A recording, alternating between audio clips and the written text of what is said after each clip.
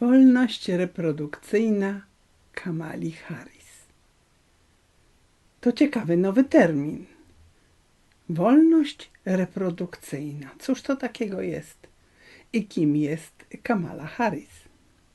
Proszę Państwa, wszyscy z pewnością wiemy, że prezydent USA Joe Biden nie zdecydował się na kontynuowanie tej kampanii, która zmierza do wyboru kolejnego prezydenta. No i w tym momencie wiceprezydent, czyli pani Kamala Harris, weszła w jego miejsce.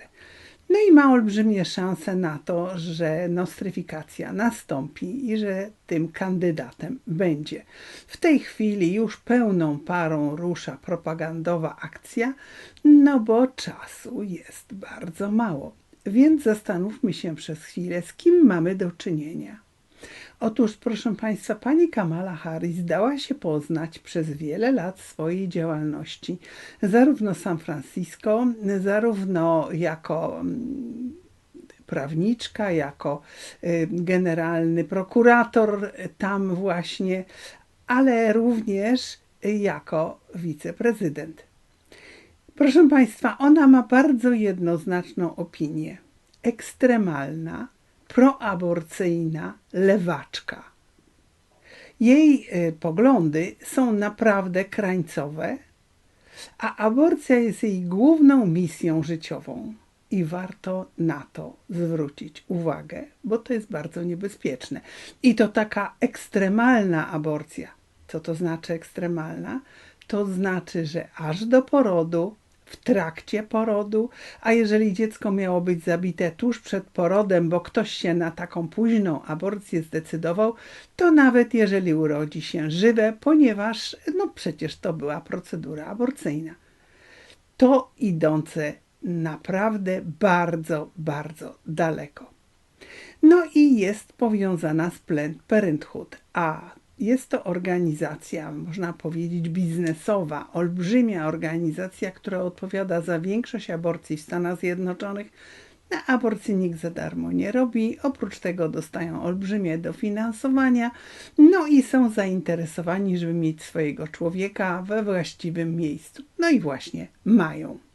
I będą na to płacić, będą swoich zwolenników mobilizować do tego, żeby na to płacili i będą liczyć, że ogłupią do końca amerykańskie społeczeństwo. Wydaje mi się, że im się to nie uda, ale walka trwa. Otóż, proszę Państwa, Kamala Harris pochodzi z rodziny imigranckiej, ponieważ tatuś był Hindusem, mama była z Jamajki. No i w zasadzie to tak w jej rodzinie częściowo hinduizm, częściowo właśnie byli baptyści. No i ona lubi opowiadać o tym, jak śpiewała w chórku, w kościele, tylko że jej poglądy nie mieszczą się zupełnie w chrześcijańskich, nawet tych dosyć ekstremalnych grupach protestanckich. No ja znam dużo baptystów amerykańskich, choćby z tej głównej konwencji, którzy są bardzo, bardzo zdeklarowani za życiem i tu nie ma żadnej wątpliwości, więc wyobrażam sobie, co oni teraz czują. Ale proszę Państwa, to trwa już dłużej. No i warto zwrócić się, przyjrzeć się temu, co ona już zrobiła. Otóż, proszę Państwa, kiedy była prokuratorem generalnym w Kalifornii, zaskarżyła dwoje dziennikarzy takich śledczych, którzy zrobili z ukrycia filmy pokazujące, jak Planned Parenthood handluje organami dzieci zabitych przez aborcję i to bardzo często organami zamawianymi z góry, czyli tak dostosowane miały być te wszystkie procedury, żeby takie serduszko, czy żeby taka wątroba, czy nerka nie była uszkodzona. No to są rzeczy szokujące. Amerykańskie społeczeństwo, jak obejrzało te filmy, tylko część filmów mogło obejrzeć, no było bardzo poruszone, bo to jest trochę faktów i prawdy. Ale pani Harris z oskarżenia jej osobistego, czyli jako prokuratora generalnego stanu Kalifornia, zaskarżyła tych dwoje dziennikarzy, twierdząc, że zrobili to nielegalnie, że obnażyli sprawy prywatne i wewnętrzne dużej korporacji i że to tak być nie może. Oczywiście współpraca z Planned Parenthood była bardzo duża, no i można by powiedzieć, że to rodzaj zemsty na nich, ponieważ pokazali za dużo. No i jak to można teraz zinterpretować? No dzisiaj ta sprawa nadal jest w sądzie, ciągnie się latami. Dziennikarzom grożą olbrzymie kary więzienia i olbrzymie grzywny. Jak to się skończy, nikt do końca nie wie. To bardzo poruszające. Ale proszę Państwa, to nie wszystko. Kiedy jeszcze wcześniej też pracowała na terenie Kalifornii, ona razem z kolegą doprowadzili do takiego zarządzenia wewnętrznego, że wszystkie centra pro-life mają na ścianach wywieszać ofertę aborcyjną. No jest to sprzeczne z zdrowym rozsądkiem, z logiką, no ale jeżeli by nie wywiesiły, to grzywny byłyby tak wysokie, że w niedługim czasie musiałyby splajtować. Pani Harris jest sławna z tego, że nie znosi katolików, katolickich centrów, katolickiej aktywności i że jest pod tym względem bardzo agresywna. Oczywiście zawsze z uśmiechem i takim bardzo charakterystycznym dla niej śmiechem. No i proszę Państwa, czas minął i okazało się, że ona kandyduje na prezydenta. Wówczas Bidena bardzo ostro krytykowała. Pieniążki dostawała z Planned Parenthood, ale nie udało się. Widać było, że poparcia nie ma i to nawet w tej liberalnej Kalifornii. W związku z czym zrezygnowała, ale jakieś targi musiały nastąpić na zapleczu, ponieważ została wybrana jako kandydatka na wice. I tym wice została. Jak tam było podczas tych wyborów, to do końca nie wiemy. Dużo osób mówi, że nie były to uczciwe wybory. No w każdym bądź razie od 2021 roku pełni funkcję wiceprezydenta Stanów Zjednoczonych.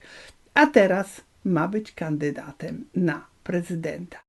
Proszę Państwa, to ona mobilizowała wszystkich, żeby podważyć decyzję Sądu Najwyższego, która zablokowała stare orzeczenie Roe kontra Wade, które było taką narzuconą aborcją całym Stanom Zjednoczonym. Organizowała w Białym Domu spotkania liderów aborcyjnych, którzy się zastanawiali, jak obejść tę decyzję Sądu Najwyższego. A może postawić kontenery aborcyjne w parkach narodowych, a może w wojsku, bo ono przynależy przecież do federalnych służb, a może na statkach, a może to, a może tamto. Także proszę Państwa, wykorzystywała swoją pozycję, swoją obecność w Białym Domu do tego, żeby aborcję nadal promować. Przy czym proszę zwrócić uwagę, że cały czas nie używa się słowa aborcja. Ona w ogóle nie mówi o aborcji, ona w ogóle nie mówi o dziecku, ona mówi o wolności kobiety, o jej zdrowiu, o jej dobru, no i jeszcze pozwala sobie na takie twierdzenia, że Pan Bóg jest za aborcją, czyli Pan Bóg jest za wolnością kobiet do wolnego wyboru albo do właśnie tego zdrowia czy wolności reprodukcyjnej, ponieważ Pan Bóg kocha kobiety. No jest to już po prostu naprawdę grubymi nićmi szyte, ale to słyszymy z jej ust.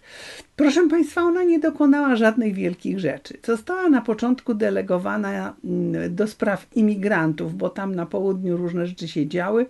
Biden nie miał czasu ani ochoty, więc delegowali ją. No i jaki był efekt? Po prostu tam pojechała, nie zrobiła nic, oprócz trochę zamieszania. Ludzie ją wygwizdali, wybuczeli, no i uciekła stamtąd i więcej się starała tymi sprawami nie zająć.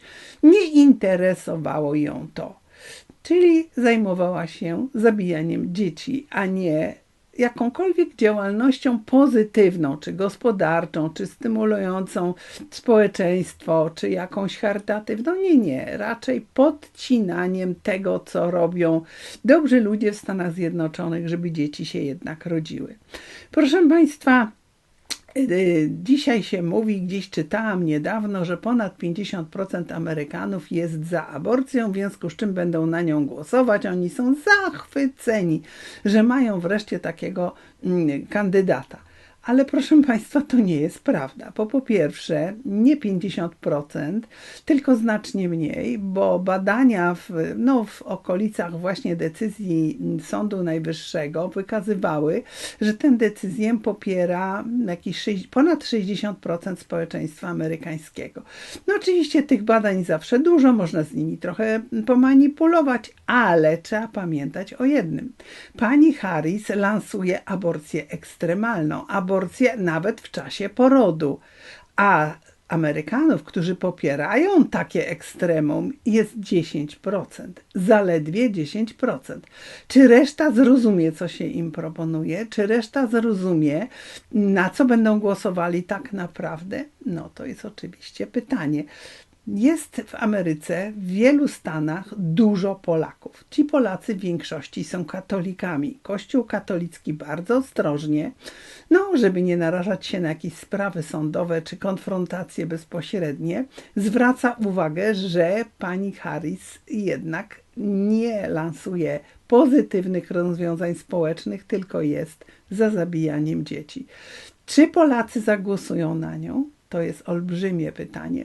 Myślę, że warto to przemyśleć i że Polacy, ci, którzy są zwłaszcza katolikami, którzy czują więź z swoim kościołem, swoją ojczyzną, którzy kochają swoje dzieci, absolutnie nie powinni tego zrobić.